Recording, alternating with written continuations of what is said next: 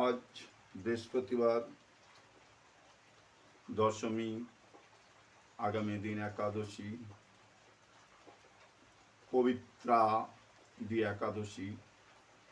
এই একাদশী কেউ নিষ্ঠার সঙ্গে পালন করলে তার পুত্র সন্তান হবেই হবে, এটা গীতায় বর্ণিত, শ্রীকৃষ্ণ নিজে মুখেই বলেছেন।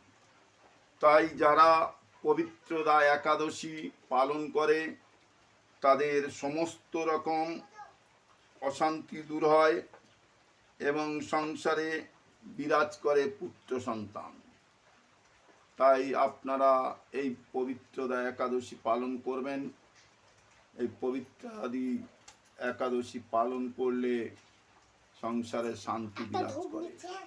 এই একাদশী আগামী শুক্রবার 16ই আগস্ট পালিত হবে। আপনারা সবাই পালন করবেন। এই পবিত্রাদি একাদশী খুব ভালো এবং সংসারে শান্তি বিরাজ